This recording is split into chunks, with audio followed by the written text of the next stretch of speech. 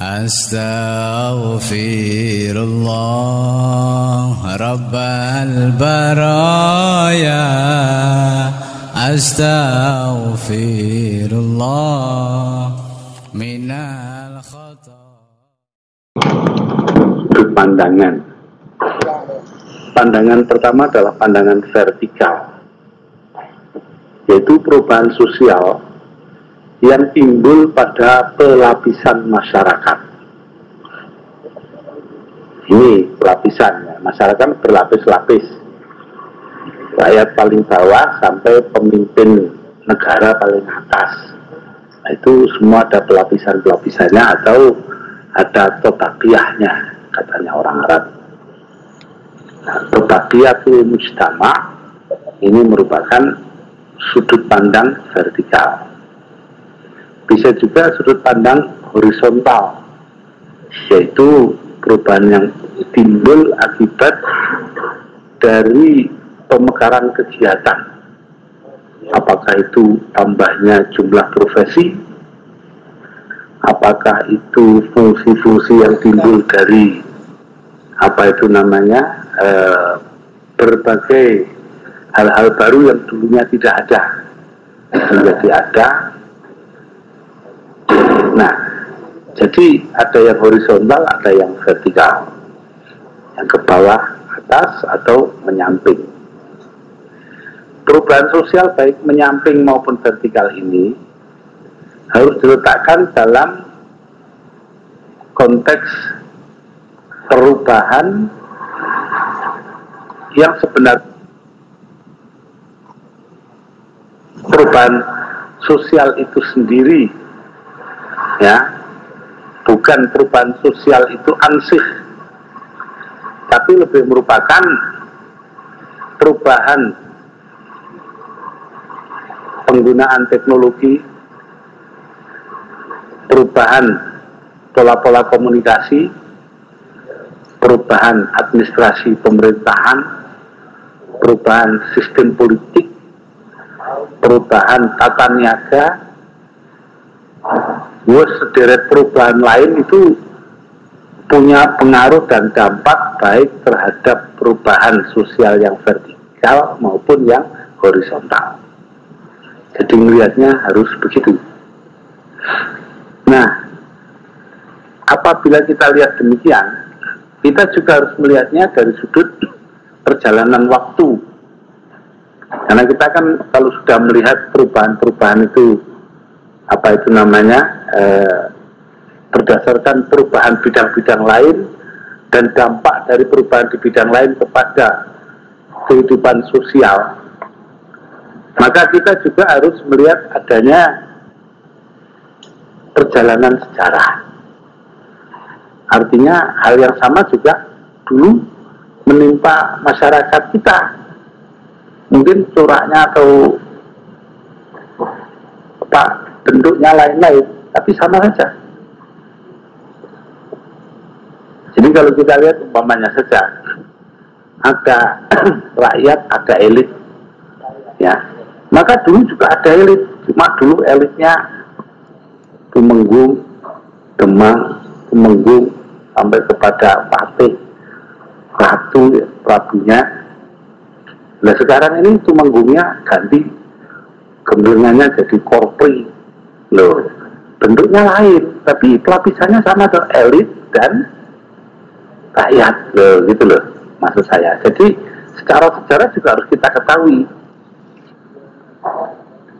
Secara sejarah harus kita ketahui itu. Nah ini namanya perjalanan sejarah yang demikian. Itu sejarah sosial. Dinamakan sejarah sosial karena dia tidak berbicara tentang tokoh satu persatu, tapi adalah pergerakan secara umum. Masyarakat Aceh lama adalah masyarakat oligarki, masyarakat elit, masyarakat yang elitnya adalah orang dagang. Makanya gelar-gelar di Sumatera Timur orang kayo, ya, orang kaya kan. Sedang sebaliknya orang kaya di Jawa itu disembunyikan karena yang keluar kesatria. Jadi ini berbeda, secara sosialnya beda. Yang sebetulnya kelompok-kelompok yang di masyarakat itu tidak sama di tempat ke tempat dalam kurun waktu yang berbeda-beda. Jadi itulah para peserta daurah, gemblengannya itu perubahan sosial kayak gitu. Nah sekarang kita ingin tahu apa kalau kerangkanya itu kayak gitu, jejaknya itu kayak gitu, maka apa sih sebenarnya yang merupakan bentuk-bentuk yang berpola seperti tadi itu ya, vertikal, horizontal, kemudian dalam kaitan dengan perubahan di bidang-bidang lain, serta dalam konteks urut-urutan sejarah. Itu yang sedang terjadi itu apa? Pertama-tama kita sudah tahu dari sejarah, tidak usah sejarah sosial, sejarah biasa juga sudah tahu bahwa negara kita sedang berkembang dari negara agraris menjadi negara industri yang bergerak ke arah sana.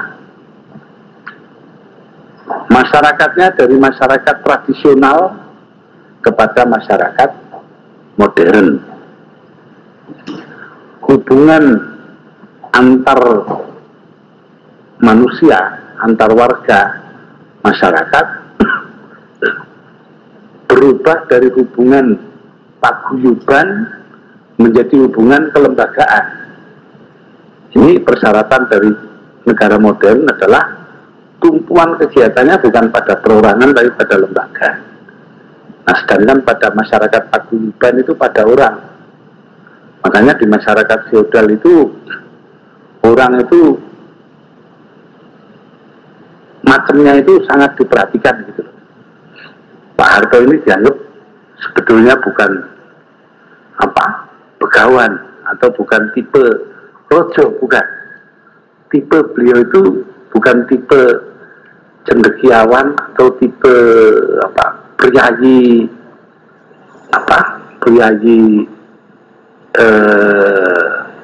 administratif. Pak Harto itu lebih merupakan senopati. Maka ya kejemnya ya kayak senopati itu. Ya, artinya kan tidak peduli itu satu lapisan masyarakat kena gebuk, tidak peduli, pokoknya perubahan harus dilakukan. Lembaga dibentuk ya dibentuk. NU tahun 71 digebuki habis itu tidak apa-apa. Untuk seorang senopati itu bukan apa-apa, karena dia juga sudah berani taruhannya, fotoannya. Kalau gagal dia bisa digusur dan dihukum mati. Loh, jadi gitulah seorang senopati itu. Nah, itu kalau dalam masyarakat paguyuban, fungsi perorangan menjadi sangat penting. Jadi di dalam, nah ini satu saja sudah ada kaitannya dengan NU ya. Kalau NU yang paguyuban, Suriah menjadi penting karena tokohnya. Mbah Ali Maksum, Mbah apa lagi, Hasyim Asy'ari, Mbah Wahab Hasbullah, Mbah Azkia Kroya, jago-jago itu semua ulama top.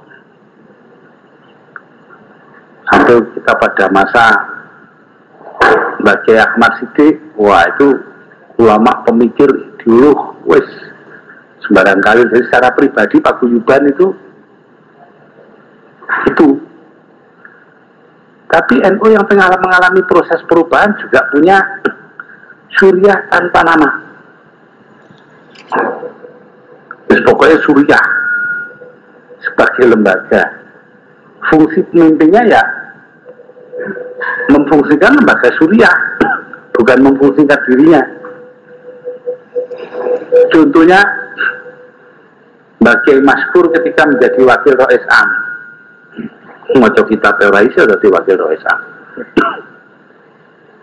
Mbah Kiai Maskur Singosari Malang pernah jadi wakil Rois Am.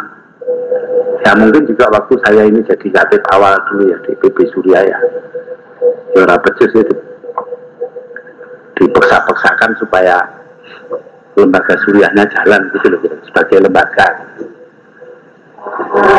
Kadang-kadang ketemu orangnya yang jalankan fungsi itu ya pribadinya juga bisa menjadi menonjol gitu.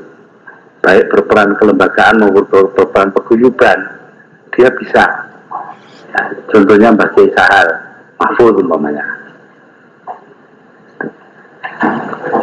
Ada ya Mbak Kiai Ahmad Siddiq dulu. Contohnya gampang kok. Nek ditekoni iso jawab. Ya, nunjuk kitab-kitab segala macam toh. Tapi kalau ditanya keputusan, rapat dhisik, gitu loh.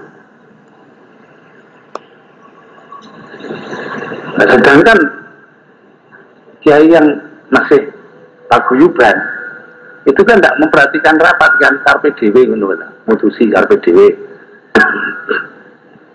Nah itu. Tapi sebaliknya Suriah model baru sekarang tambah lama cenderung tambah melembaga. Mbak Gelia Surufiat Proesam kita sekarang kan gitu. Wah, apa saja dibawa ke beliau, bagus. Ya, dicoba dianalisa bareng-bareng, kelihatan di situ hebatnya. Tapi nanti terus ini jadi bagaimana Kiai? Ya sudah, nanti kita rapatkan saja. Jadi lembaga menjadi lebih penting daripada pribadi. Baik, ini saya hanya menunjuk kepada pola-pola kemasyarakatan yang paguyuban dan yang kelembagaan, Gemeinschaft dan Gesellschaft. Para peserta daurah, kita sudah ketahui tadi bahwa masyarakat kita berangkat secara historis secara kesejarahan dari masyarakat tradisional menjadi masyarakat modern, masyarakat pertanian menjadi masyarakat yang industrialis, masyarakat industrial, masyarakat yang statis menjadi masyarakat yang dinamis, dan masyarakat paguyuban menjadi masyarakat kelembagaan. Perubahan ini adalah niscaya tidak bisa dihindari, karena perjalanan sejarahnya sudah seperti itu. Nah, di dalamnya terjadi perubahan-perubahan perang. Kalau di masyarakat yang statis, para pemimpin yang cemerlang secara pribadi itu menjadi penentu. Dalam masyarakat yang dinamis, para pemuka-pemuka yang seperti itu, yang punya kompetensi tinggi, yang punya karisma hebat, ditantang oleh berbagai pendapat yang dikemukakan orang awam, orang biasa-biasa saja, yang kadang tidak punya kompetensi apa-apa di bidang itu. Kalian aja pada MUI sekarang. MUI orang yang pinter kayak Pak Ibrahim Hussein itu saya rasa nggak bisa jadi ketua umum itu. Dia akan kalah terus dalam dinamika yang muncul orang-orang administratif kayak Kiai Hasan Basri yang ya kita udah tahu lah nggak sebagai orang mubalik biasa aja kok. Oke ya enggak, tasawuf ya enggak, tauhid ya enggak, lah apa? Biasanya tutur-tutur akhlak itu dan politik. Itu unggulannya dalam administrasi dan manuver-manuver politik organisatoris. Nah, jadi di sini kelihatan tambah lugas gitu loh. Ya, ini sudah kelihatan di MUI. Bahkan sebentar lagi kalau Pak Hasan Basri nggak ada, saya yang akan jadi itu Quraish Shihab, Dr. Quraish Shihab. Nah, tapi ya bagaimana wong dia yang megang mekanisme organisasi, dia yang bisa mempetakan gerak-gerak organisasi di dalam berbagai bidang, dia yang mampu menyiapkan tatanan organisatoris untuk mengembangkan program-program. Ya Pak Ibrahim Hussein keteter, dia kan bagian tempat di Komisi Fatwa ila Yaumil Akhir. Nah, ini yang saya maksudkan tadi itu, ada perubahan-perubahan itu akan muncul dengan sendirinya. Problemnya kalau sudah demikian adalah di tengah perubahan sosial seperti itu, lalu kepemimpinan kita yang selama ini kohesif, ulama saling menghargai satu sama lain, mempunyai kelebihan masing-masing sehingga saling menghargai karena punya kelebihan yang berbeda-beda. Ya, foto-foto ahli nahwune, wah seperti itu. Yang satunya ikut Imam Sibawai, satunya ikut siapa lagi gitu, wis pun. Nggak entek-entek. Dulu itu bagi Bisri Sansuri itu selalu habis waktunya tiap bulan minimal 3 hari pergi ke Kroya, ke tempat Kia dan gegeran soal masail fikih di sana. Wis itu memang ya senengannya wis tiap nenek. Kadang-kadang mereka ketemunya di Jogja ini dengan Mbah Hajid dari PP Muhammadiyah, Hajid Sarjah Muhammadiyah. Karena pada memulai fikih itu 3 orang itu. Nah sebaliknya Mbah Wahab Hasbullah lebih amprok dengan Hasan Bangil dulu di Bandung, karena senang sama-sama senang usul fikih. Loh, ya ini loh, kelebihan-kelebihan masing-masing itu terus diapakan, diorganisir kayak apa supaya kelembagaan kita yang akan muncul nanti bukannya terisi orang-orang yang cuma punya kemampuan administratif dan pandangan-pandangan makro yang non-agama, tapi sebaliknya diisi oleh orang yang memiliki pengetahuan agama yang dalam, memiliki ta'ahul, kemampuan yang tinggi, ta'ahul. Ini tantangannya nanti dalam masyarakat yang seperti itu perubahannya.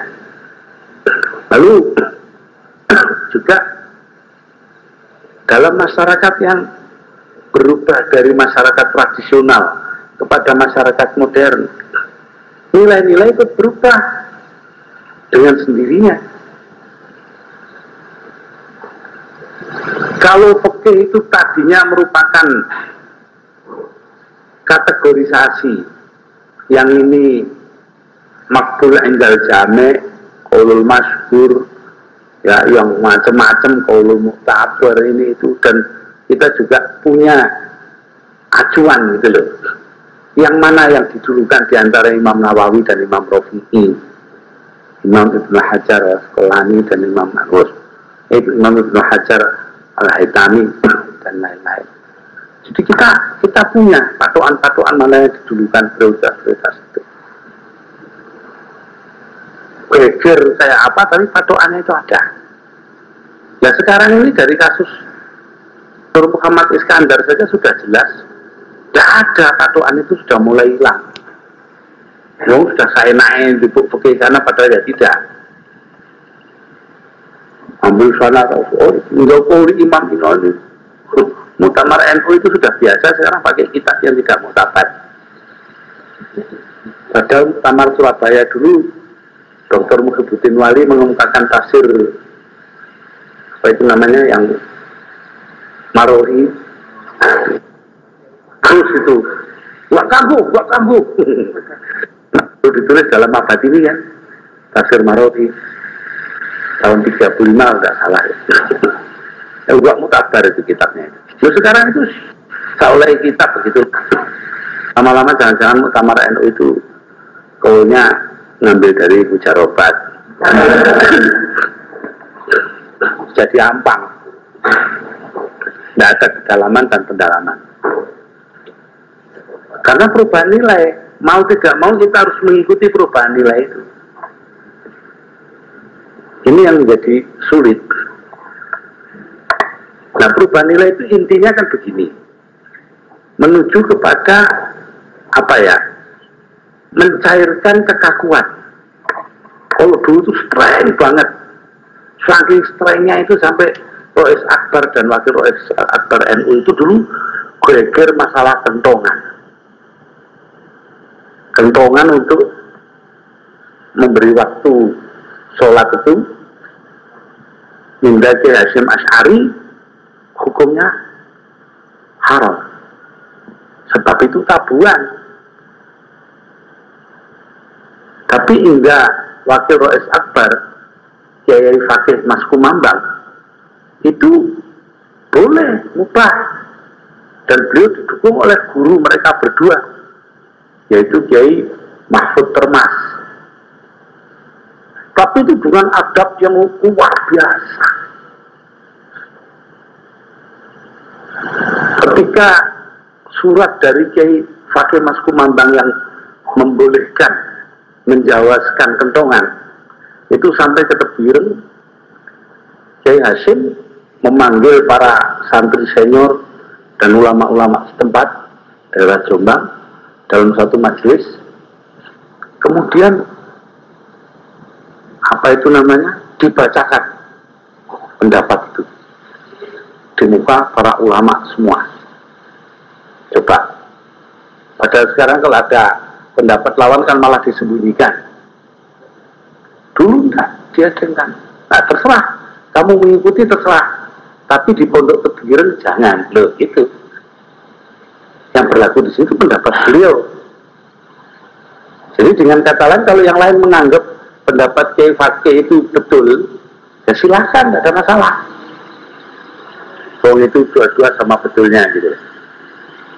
Sebaliknya waktu Kiai Hasyim mau ke diundang mulut dan ke Mas Kumambang, maka Kiai Fakih meminta kepada semua masjid-masjid dan musola dari Gresik sampai ke ujung sana untuk menyopot itu, melepaskan kentongan yang ada semua disimpan selama Kiai Hasyim masih ada di sana. Lalu gini loh, adabul munadzorohnya itu sudah kayak begitu, bukan hanya sekedar hujah-hujahan, tapi dengan sikap ta'zim dan akhlak yang mulia sekali, saling menghargai. Nah, sementara sekarang main syiah-syiahkan segala macam tanpa ada bukti. Bahkan saya ini sampai dikatakan terima uang 700 juta dari apa, gereja dan segala macam. Ya sudahlah, saya anggap itu al-fitnatu asyadu minan naum. Nggak lebih dari itu. Kalau minal kotor kita boleh khawatir, kalau minan naum saja. Jadi ada perubahan nilai gitu ya. Ini gimana mengatasi perubahan-perubahan nilai itu? Ini tidak bisa ditunda, perjalanannya sudah begitu. Nah, kita terbagi pada dua posisi dalam hal ini perubahan-perubahan nilai itu, yaitu bahwa ada nilai-nilai yang memang sudah begitu mapan, tidak bisa dirubah lagi. Tapi ada yang walaupun formalnya itu sudah ditentukan, tapi kalau dianggap tidak perlu dimapankan, ya dirubah. Saya ambil contoh sekarang. Ketika Allah yarham Walid Kiai Abdul Wahid Hasyim Menteri Agama dengan bersama-sama Kiai Ahmad Junaidi, ya, yaitu bapaknya Pak Mahfud selaku Direktur Peradilan Agama lah kalau zaman sekarang. Dulu kepala dinas, kepala apa ya, Biro Pengadilan Agama apa dulu. Ditambah sejumlah ulama lain mengambil keputusan dibukanya SGHA, Sekolah Guru Hakim Agama, yang ujungnya akan menciptakan hakim agama. Boleh nggak menerima siswi putri? Konsekuensinya besok-besok hakim agama boleh putri. Loh, ya boleh. Menteri Agamanya bilang boleh, dan tidak ada ulama protes, sehingga dengan demikian menjadi ijma sukuti. Ya, yang murid-murid tidak pernah ada yang dengerin. Kemudian SGHA berkembang menjadi IAIN, Fakultas Syariah jurusan Qadha, juga diterima. Artinya tidak ada yang protes ketika dilaksanakan pendidikan itu. Bukti tidak protes itu ulama-ulama yang dianggap besar, yang mutabar. Istrinya Kiai Sahal itu ya lulusan situ kok. Istri saya apa ya lulusan situ. Itu loh. Dan buktinya sekarang hakim-hakim agama wanita juga banyak yang diangkat gitu. Malah dulu ketika itu anggota, sebagai anggota majelis itu Nyai Abidah, istri dari Kiai Mahfud Anwar, tahun 50-an dia sudah jadi anggota majelis hakim agama. Nah, ini ya bapak-bapak, ini kan perubahan fikih itu. Kalau Imam Mawardi bilang surutul qadi itu diantaranya ke Zuhuro kan, harus lelaki, dirubah gitu saja. Ya enggak apa-apa walaupun fikihnya bilang resminya gitu. Imam Mawardi dianggap sebagai babonnya ya, buku beliau dianggap sebagai babonnya teori fikih di bidang kenegaraan dan administrasi pemerintahan. Ibnu Arabi ya begitu. Ya semuanya bilangnya gitu. Bahkan sekarang sudah sebentar lagi kira jangan-jangan ada Megawati, ada Tutut, ada Syamili barang ini. Ojo-ojo sebentar lagi dapat presiden wanita, kira-kira ya apa? Padahal ya jelas Imam Mawardi tidak ada syaratnya itu tidak bisa diterima itu wanita. Tapi kok ya jadi. Padahal itu ada dalil naklinya ke hadis Imaratul Mar'ah itu ya. Kayak apa? Lo kok ya semua kok ayam. Jadi kayaknya ikut ayam. Tidak apa-apalah. Dan itu bisa dicarikan pembenarannya tanpa jadi munafik. Kalau saya sudah saya lakukan ketika Maulana Ja'far Jardoy dari Pakistan datang ke Indonesia dan dia mengatakan berkunjung ke NU, dikiranya NU itu ya kayak sono gitu lah. Ngomongnya Pakistan akan rusak sebentar lagi karena dipimpin wanita, sambil nangis-nangis gitu. Dia percaya betul loh hadis ya. Saya bilang Maulana, sampai tuh baca hadisnya yang keliru, bukan hadisnya yang salah. Mengapa? Loh, karena itu berlaku pada zamannya. Itu kita harus cari mafhum kholafahnya, itu di zamannya begitu. Hadis itu berlaku untuk masyarakat suku yang mujtama' Qobali, di mana terjadi pertentangan dan pertempuran antar kabilah dengan kepemimpinan yang sifatnya pribadi, za'amatut tasyakhus ya, atau musyakhos, za'amah musyakhosah. Di mana kepala suku ya jadi sembarang kali, panglima perang ya, pengatur agraria ya, pembuat hukum ya, pembagi waris, sembarang kali.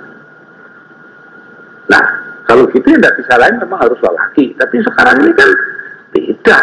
Benazir Bhutto mengambil keputusan dalam sidang kabinet, mayoritasnya pria, menteri-menterinya. Mereka harus bergerak dalam acuan undang-undang yang bikin anggota parlemen, mayoritasnya pria. Undang-undang diperiksa oleh Mahkamah Agung sesuai enggak dengan Undang-Undang Dasar. Semua Mahkamah Agungnya, hakim agungnya pria. Tidak ada artinya Bhutto di situ. Dia cuma salah satu di antara sekian orang itu. Nah, cuma sebagai simbol dia memang yang menjulang. Nah, ini harus dibedakan dari yang dimaksudkan hadis itu. Berarti fikih harus dirubah. Nah, ini loh saya maksud tadi. Jadi ada perubahan-perubahan yang memang aturan yang baku pun ya bisa dirubah. Nah, jadi mari kita lihat hal ini akan terjadi. Bahkan mungkin mengenai hal-hal yang paling mendasar. Umpamanya saja bagi Nahdlatul Ulama, ini Dr. Said Akil kan nanya, apa kita ini mazhab apa faham? Nah, kan? Apa kita ini faham apa mazhab? Menurut penelusurannya faham. Karena itulah faham ini memiliki mazhab. Itu mazhabnya bisa berbeda-beda. Kalau ahli sunnah itu mazhab, loh kok di dalamnya ada mazhab lagi? Nah itu. Ada sesuatu yang mu'akhad di dalamnya. Mazhab kok punya mazhab? Nah, jadi kalau paham, apakah paham itu harus terikat dengan mazhab? Bisa aja dia berkembang di luar mazhab yang sudah ditentukan itu. Loh, ini kan menimbulkan tantangan bagi kita untuk mendiskusikan lebih jauh. Sampai kemana itu jangkauan dari perubahan konsep kita tentang ahli sunnah wal jamaah selaku faham. Nah, itu perubahan. Jadi kita melihatlah dalam hal ini adanya adanya perubahan-perubahan nilai yang terjadi. Dari itu tadi kalau dari masyarakat yang tradisional kepada yang modern. Dari masyarakat agraris menjadi masyarakat industrial. Yang berubah adalah pengorganisasian masyarakat, artinya struktur masyarakat yang berubah. Kalau sekarang ini kita lihat ulama tempatnya masih sentral lah, boleh dikata sentral. Walaupun tambah lama sentralnya itu hanya kalau mau pemilu saja. Selebihnya ya untuk seremoni, ya turun dungo kalau ada pejabat punya hajat, pokoknya gitu-gitulah. Tapi ketika mengambil keputusan yang pokok, apa pernah ulama ditanya? Maka TV-nya ya tidak karu-karuan, sembarangnya tidak karu-karuan, ulama disepelekan.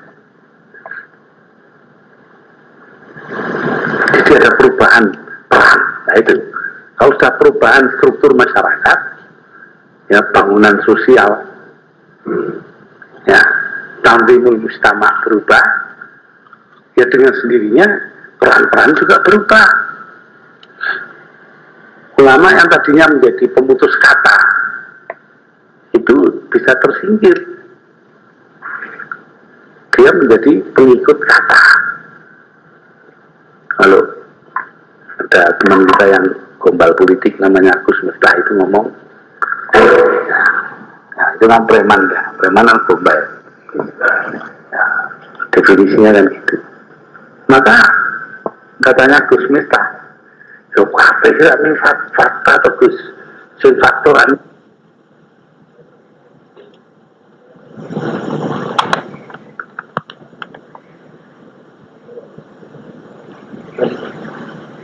Berdaya guna ya, berdoa itu berdaya. Daya gunanya kan sangat terbatas, tidak segera tampak gitu loh. Kalau doa ya terserah kapan Gusti Allah mau ngasih. Tapi kalau merubah melalui keputusan itu kan kita sendiri yang letakkan perjalanannya gitu loh. Kira saya ngomong gini ini karena saya sendiri orang yang percaya dungo gitu loh. Karena banyak orang dungo sudah tidak percaya isinya dungo itu banyak. Kalau saya masih percaya betul gitu. Malah ini ada yang cerita sama saya, ngipi para aulia desah itu di pendopo podo kurang karu-karuan. Iya, Mbak Ngandel numpak sepeda roda 3 yang punya anak kecil itu loh. Terus Mbak Kudus itu dolanan meker, buat apa? Di pendopo. Terus bongsong tinggi sebelah sana juga gitu juga. Ada yang dolanan tetean, macam-macam dolan. Satu orang duduk di luar di pohon, bersandar di pohon, lenger-lenger lihat itu semua. Terus geleng-geleng kepala, terus dia pergi. Niku nopo niku. Terus artinya ngoten niku. Lalu saya percaya dungo. Ya saya bilang ini artinya perkembangan ini ulama-ulama para aulia yang status quo sudah tidak bisa ngatasi. Jadi dolanannya artinya wis ora serius, wis ben ngono lah dadi apa ya kono. Itu karena saya percaya dungo gitu loh. Ini saya cuma bicara ya.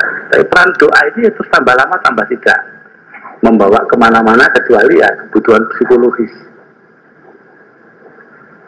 Nah, lalu di mana peran ulama itu? Kalau demikian dalam keadaan masyarakat industrialis, saya rasa kalau mau ya cukup banyak. Ulamanya orang lain kok ya bisa gitu loh. Ulamanya orang lain kalau itu dibilang ulama dalam arti definisinya tidak Islam ya. Singapura itu kan ulama.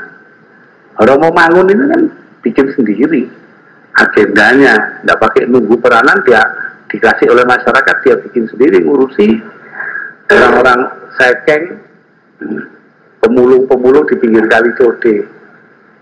Karena dia sibuk mempersoalkan keabsahan kerangka pendidikan kita.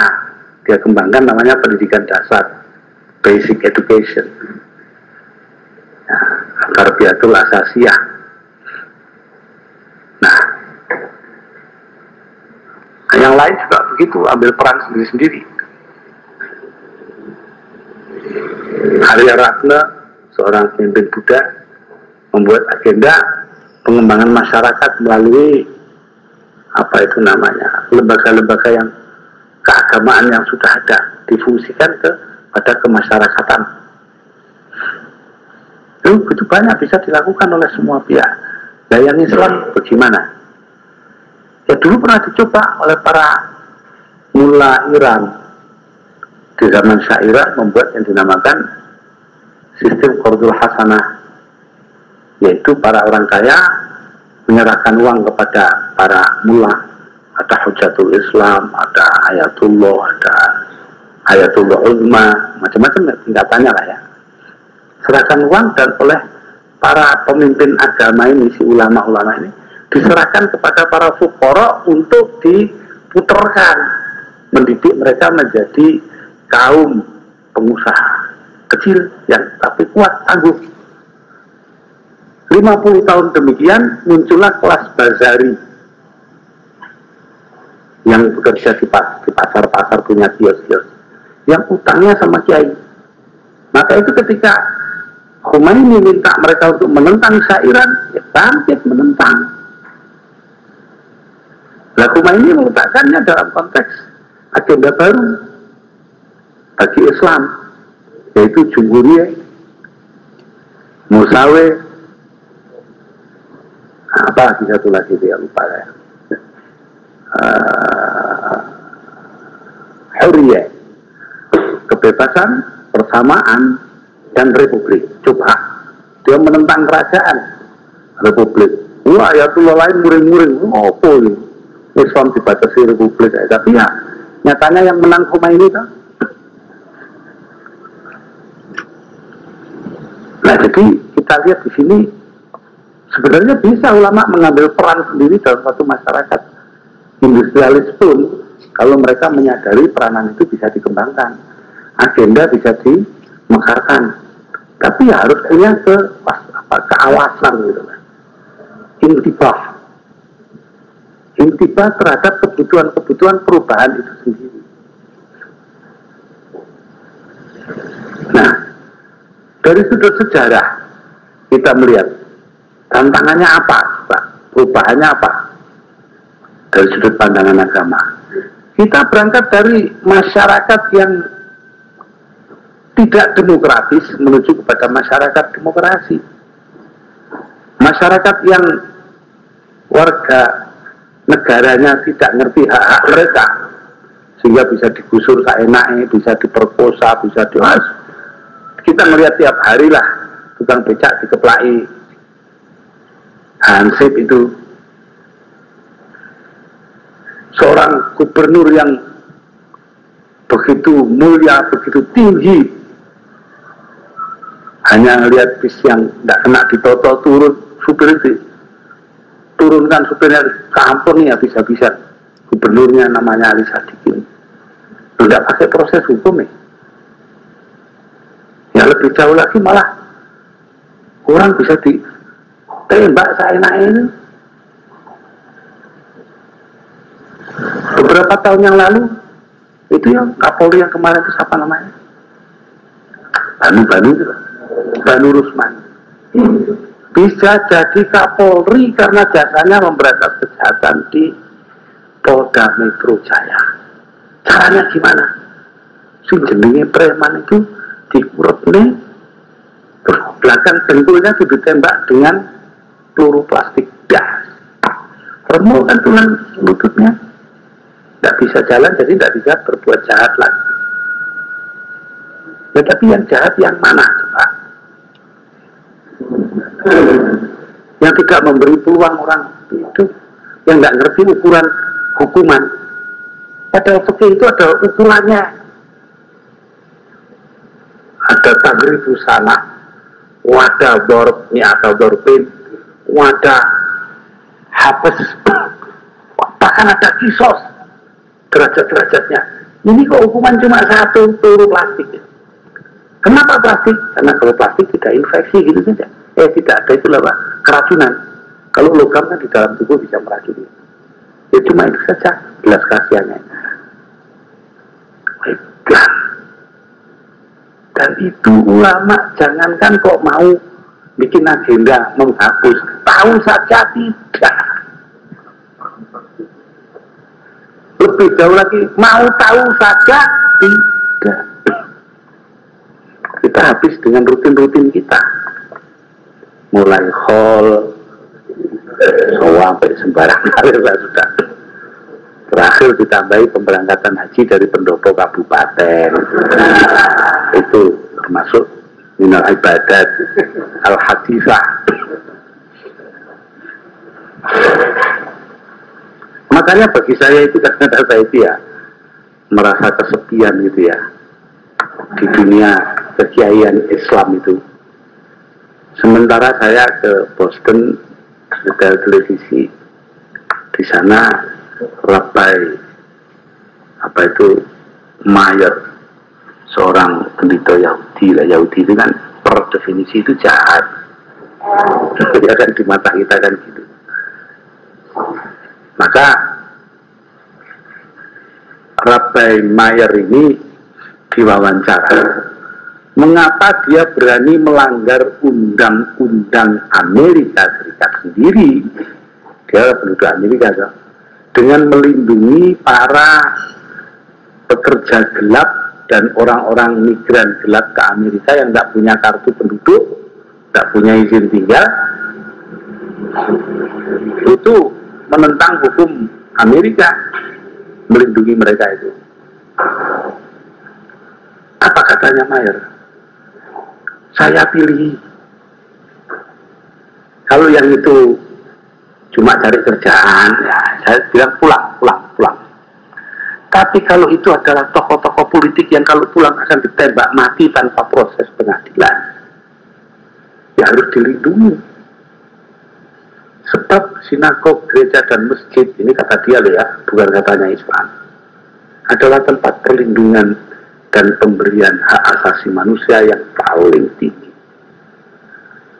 Saya harus mau ngomong apa lagi kecuali ngurus-ngurus dodol. Saya ngerti fungsinya masjid kok malah wong Yahudi ini gimana. Sedangkan masjid kita kunci kalau malam.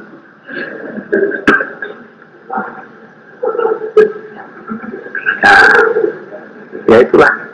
Jadi maksud saya adalah bahwa agenda sosial itu luas sekali gitu loh, bisa menuju perubahan-perubahan yang luar biasa.